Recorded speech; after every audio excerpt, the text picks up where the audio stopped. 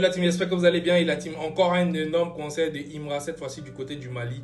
On va en reparler tout au long de cette vidéo-là, tranquillement. Mais la team, encore une énième fois. Encore une énième fois où le numéro 2 du rap Ivoire rêve de quelque chose, où le numéro 2 du rap Ivoire en fait de ça un objectif et que le numéro 1 le réalise à sa place. Franchement, la team, pour ceux qui ne savent pas, ce gars avait désiré d'organiser un concert en 2022 du côté du Mali. Effectivement, à la même place cinquantenaire, et ce concert n'a jamais eu lieu. Voilà, il a utilisé son thème préféré dans sa logique de rouerie incroyable dont il est maître incontesté, c'est-à-dire reporter. Voilà, pour nous faire croire que ce concert a été reporté alors qu'il n'a jamais eu lieu.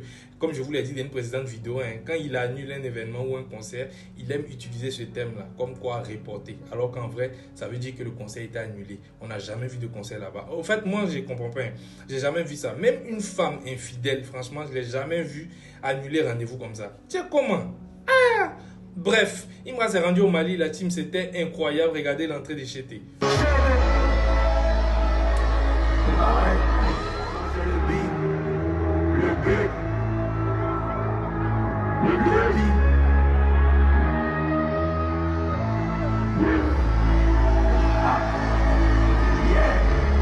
Voilà, comme vous l'avez vu, la team, entrée mémorable. Imra est rentré, il y a énormément de gens sur la scène. Franchement, c'était magnifique. Il y a énormément de personnes. Je ne vais pas rentrer dans une querelle de chiffres, mais là, on peut facilement voir approximativement 30 000 personnes au moins, voilà, selon moi. On voit comment il y a du monde et ça devient maintenant une habitude pour nous, la team. Ça devient une habitude, ça devient une accoutumance et ça se fait à l'extérieur. Voilà, donc vos histoires des stades, c'est des bêtises. Ça se fait maintenant à l'extérieur. On l'a vu au Congo, on l'a vu en Guinée et là, c'est du côté du Mali. Franchement, chapeau aux Maliens qui se sont déplacés malgré la pluie, il faut le dire. Ils se sont déplacés, ils sont restés parce qu'ils avaient vraiment envie de voir le shit, ils avaient vraiment envie de voir Imra, voilà. Malgré ça, il y a eu quelques points négatifs dont on va revenir là-dessus rapidement. Il y a eu le fait qu'il y a eu une coupure, il y a eu différentes coupures même, voilà, il y a eu des coupures incessantes d'électricité là-bas.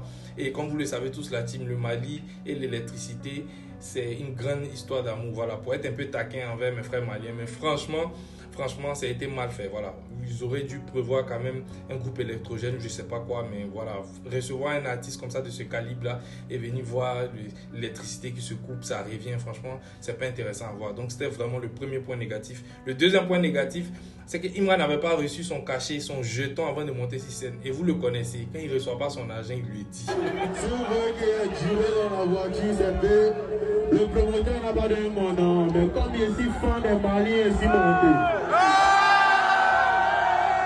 Donc dites au promoteur que quand il descend sur scène, il n'a qu'à voir mon nom. Vous avez tous vu, voilà. Il dit qu'il n'a pas reçu son argent avant de monter sur scène, mais comme par amour pour le public malien, il était obligé de venir faire plaisir à ses fans qui l'attendaient depuis un certain temps et malgré la pluie et tout, comme on l'a dit. Donc franchement, il est venu, il a fait plaisir à ses fans, il a communié avec ses fans. C'était un concert incroyable, les gens étaient émus, voilà. Et dommage que l'électricité, la coupure d'électricité s'en est mêlée, sinon ça aurait été une fête assez complète dans tous les sens du thème, mais c'est pas grave. Et puis j'ai vu un troisième point négatif aussi, j'ai pas téléchargé la vidéo, voilà, je pourrais pas vous la présenter ici, mais j'ai vu un gars qui tirait son t-shirt, c'est-à-dire il a tiré le t-shirt de Imra jusqu'à ce que, mais les gars, jusqu'à ce que Imra réagisse mal.